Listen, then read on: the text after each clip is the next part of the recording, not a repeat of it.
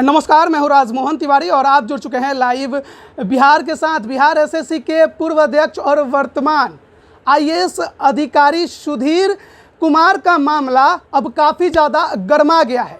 शनिवार को गर्दनीबाग के SC/ST थाने में वो सीएम नीतीश कुमार और उस समय के तत्कालीन पटना के SSP मनु महाराज के खिलाफ अन्य कई नेताओं और अधिकारियों के खिलाफ भी FIR करने पहुंचे थे, लेकिन उनका FIR दर्ज नहीं किया गया।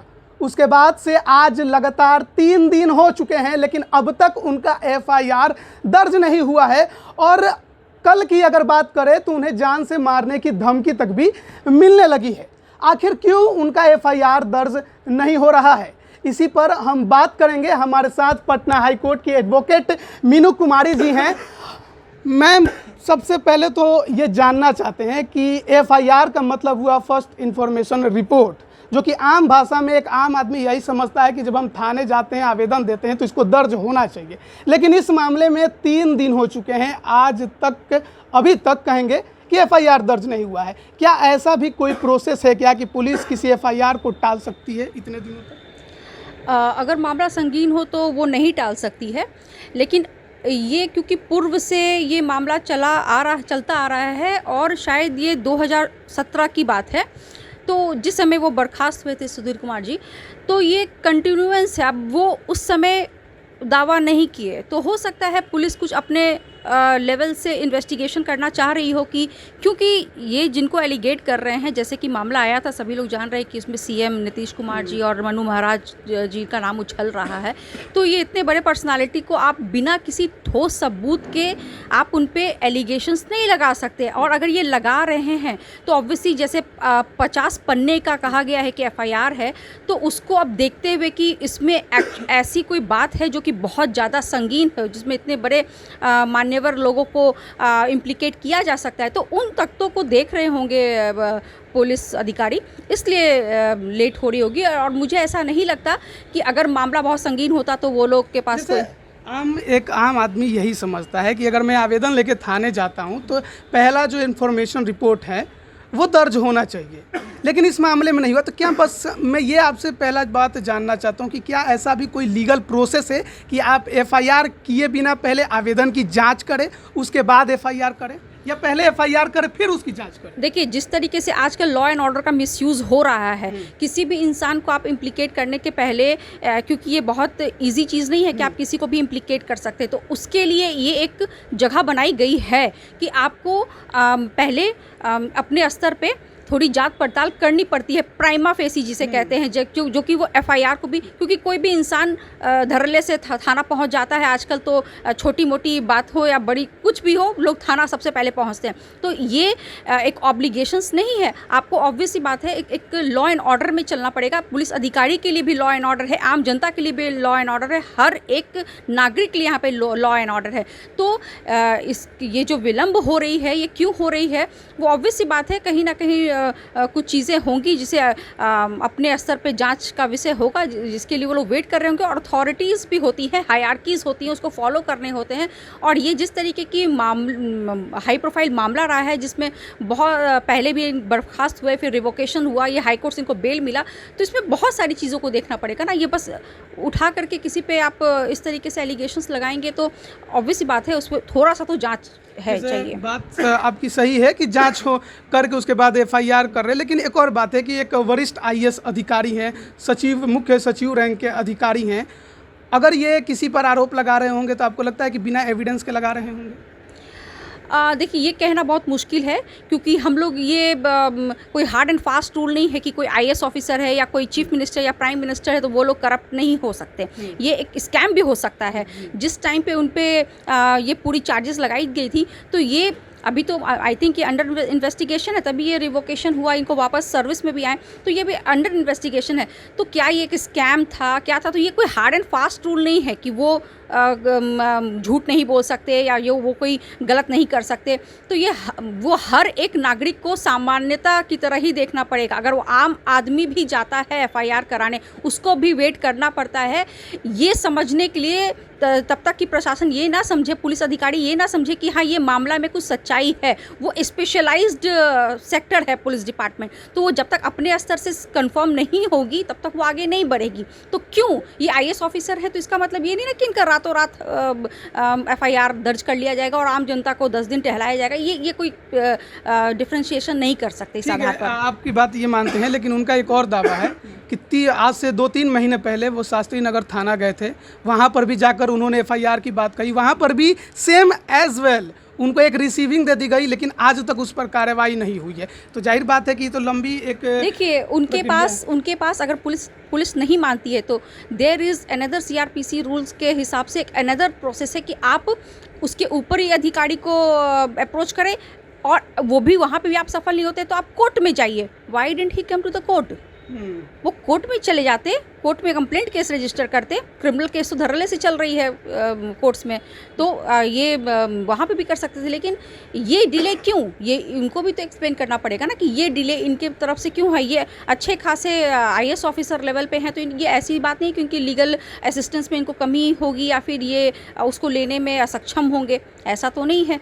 तो इनके पास रास्ता तो था, वो मुझे समझ में नहीं आ रहा कि वो क्यों नहीं एग्जॉस्ट किया गया, कोर्ट क्यों नहीं जा रहे हैं, हाँ, नहीं हो रहा यहाँ हाँ। और ये मामला जो है सुधीर कुमार का, वो बिहार एसएससी का जो इंटर स्तरीय प्रतियोगिता परीक्षा है, जो अब जाकर अंतिम पड़ाव पर पहुंचा है। 2014 की बहाली है, 2021 आ गया और अब जाकर आखिरी पड़ाव टाइपिंग, शॉर्ट हैंड और फिजिकल तक पहुंचा है। 2017 में पेपर लीक का मामला सामने आया। 5 या 8 फरवरी की वो दूसरे चरण की परीक्षा थी। उसके बाद पेपर लीक के विरोध में अभ्यर्थी सड़क पर उतरते हैं और जमकर तमाशा बवाल करते हैं, प्रदर्शन करते हैं।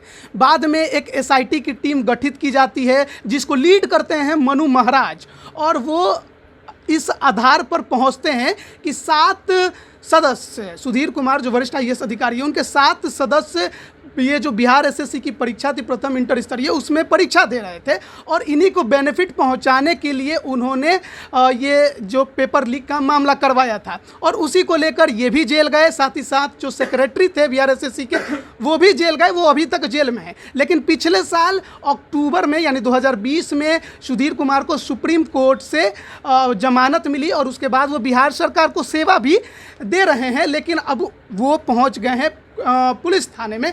बिहार के मुख्यमंत्री नीतीश कुमार, मनु महाराज, राकेश दुबे और अन्य कई नेताओं और अधिकारियों का वो नाम ले रहे हैं। उनका कहना है कि फर्जीवाड़ा हुआ है, जाली दस्तावेज बनाकर, जाली उनके खिलाफ सबूत बनाकर उनको जेल करवाया गया है। लेकिन इस मामले में क्या कुछ होगा, किसे बचाने की कोशिश की जा रही है, किसे फंसाया गया, ये असली में जब जांच होगी तभी समझ में बेहतर तरीके से आएगा। लेकिन एक तरह से ये कहा जा सकता है कि सुधीर कुमार वरिष्ठ आईएएस अधिकारी ने मनु महाराज के रिपोर्ट पर सवाल खड़े किए हैं।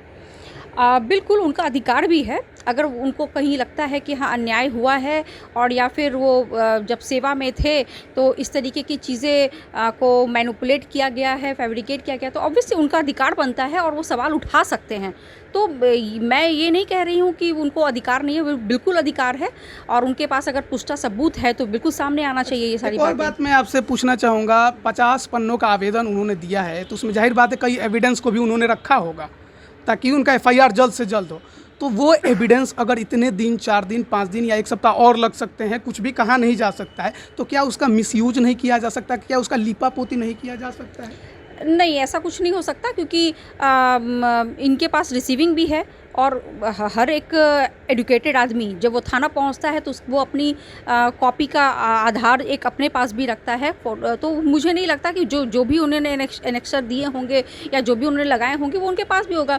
और अगर किसी भी लेवल पे इसको मिसयूज़ करने की कोशिश की, उसके लिए भी इनके पास बहुत सारे लॉज हैं, कानून है, उसका इस्तेमाल बाकायदा कर सकते हैं। क्या लगता है आपको सुधीर कुमार को अगला स्टेप क्या लेना चाहिए? वैसे तो वो इन्हें अगर पुलिस नहीं सुन रही है, ऑब्वियसली राज्य सरकार को सेवा दे रहे हैं, तो प्रभावित हो सकती है कहीं ना कहीं पुलिस और सिस्टम, तो इनको कोर्ट जाना चाहिए और इनको कोर्ट का सहारा लेना चाहिए और वहाँ पे अपनी बात रखनी चाहिए अगर इनको यहाँ से सहयोग नहीं मिल रही है। एक सामान्य भाषा में भी कहा जाता है कि कानून हर किसी के लिए बराबर होता है, वरिष्ठ अधिकारी हो, मुख्यमंत्री हो या फिर एक आम नागरिक हो। नॉर्मली अगर किसी और के खिलाफ होता तो ये एफआईआर दर्ज हो गया होता, जहाँ तक हम समझ रहे हैं। लेकिन क्योंकि सीएम के खिलाफ है, कई एडमिनिस्ट्रेटिव ऑफिसर इसमें शामिल हैं, तो क्या इस वजह से इसमें डिले किया जा रहा है? देखिए, मैं कहूँगी कि अगर ये आम आदमी होते ना, तो अगर उनका नहीं होता तो कहते ये आम आदमी है इसलिए नहीं हो रहा है, और बड़े होते तो हो जाता। और अब जब बड़े आदमी करा रहे हैं तो आप आम आदमी को करें कि आम आदमी का हो जाता, इनका नहीं कर रहे हैं, इतने बड़े होकर के भी। ऐसा कुछ नहीं है। जब कहीं स्ट्रॉन्ग कंटेंशन और विद एविडेंस होते हैं तो कोई कुछ नहीं कर पाता।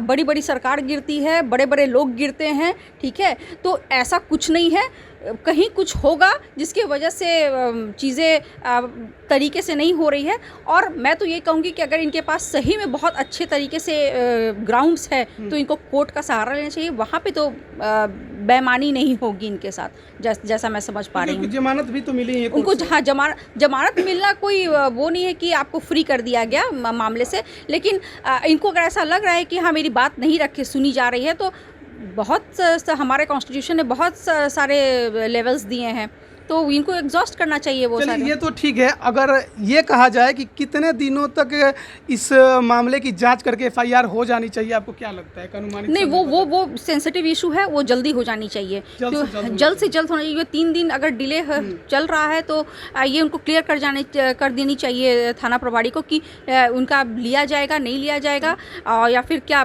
आगे क्या होनी चाहिए। ये इसमें डिले नहीं होनी चाहिए। कुछ इतने भी ज़्यादा नहीं है कि आप पढ़ ना पाएं 3 दिन में। नहीं, वो तो जो 50 पन्ने में उन्होंने क्या लिखा है वो नहीं पता, लेकिन जो भी ऑफिसर्स इंचार्ज होते हैं वो देख करके ना किस आधार पे धारा बन रही है वो तुरंत करके एफआईआर तो बन ही जाता है। तो उसमें तो डिले करने का मुझे कोई सेंस नहीं दिखता। तो यही बड़ा सवाल है कि आखिर डिले अब हो क्यों रहा है? बड़ा मामला है तो ऑब्वियस सी बात है कि इसमें कुछ चीज़ें होंगी जो कि समय बताएगा, और लेकिन डिले करने का कोई तुक नहीं बनता इसमें। तो कई अहम बातें जिसका सवाल लगातार आप हमसे पूछ रहे हैं कि क्या एफआईआर का जो मामला है वो इतना गंभीर नहीं है कि इतने दिन तक डिले किया जा रहा है पुलिस के द्वारा। तो जैसा कि एडवोकेट मीनू कुमारी जी ने बताया कि देखिए, कुछ मामले ऐसे होते हैं, खासकर जब एडमिनिस्ट्रेटिव मामला हो और कोई माननीय जब इसमें होता है तो पहले एक बार मामले की जांच कर ली जाती है कि क्या इसमें कोई ठोस वजह बन भी रही है क्या जिसे आरोपी बनाया जा रहा है। तो पुलिस का कहना है कि वो भी यही स्टडी कर रही है, लेकिन इनका ये भी कहना है कि इतने दिनों तक किसी मामले को नहीं रखा जा सकता। आप अच्छे से आपने अब तक स्टडी कर लिया होगा और अब आपको जो भी लगता है वो क्लियर कर देना चाहिए, ताकि जो भी आरोप लगा रहे हैं वो अपना आगे का स्टेप उठाएं। और बहुत कुछ हद तक बातें आप समझ गई होंगी, लेकिन आपको एक बार फिर हम बता देना चाहते हैं कि 3 दिन हो चुके हैं, लेकिन अभी तक वरिष्ठ IAS अधिकारी सुधीर कुमार की एफआईआर दर्ज नहीं हुई है और उन्हें जान का भी खतरा है, और उन्होंने इस संबंध में DGP को भी पत्र लिखा है। अब देखना है कि इस मामले में क्या कुछ आगे कार्रवाई होती है और किस प्रकार से ये मामला आगे बढ़ता है, क्योंकि ये मामला काफ़ी संगीन है, क्योंकि एक वरिष्ठ IAS अधिकारी आरोप लगा रहे हैं और वो भी बिहार के एडमिनिस्ट्रेटिव ऑफिसर्स पर, और साथ ही साथ बिहार के मुख्यमंत्री नीतीश कुमार पर। साथ ही साथ और कई हो सकता है कि मंत्रीगण, विधायक, सांसद भी शामिल हो सकते हैं, जैसा कि वो कह रहे हैं कि ऊपर से नीचे तक पूरे के पूरे लोग हैं। अब देखना है इसमें क्या कुछ आगे होता है। बहुत बहुत धन्यवाद आपका समय देने के लिए। Thank you so much. आप बने रहिए लाइव बिहार के साथ। अपडेट हम आप तक लगातार पहुंचा रहे हैं। आप सभी का बहुत बहुत धन्यवाद। लाइव बिहार YouTube पर सब्सक्राइब और Facebook पर लाइक जरूर करें।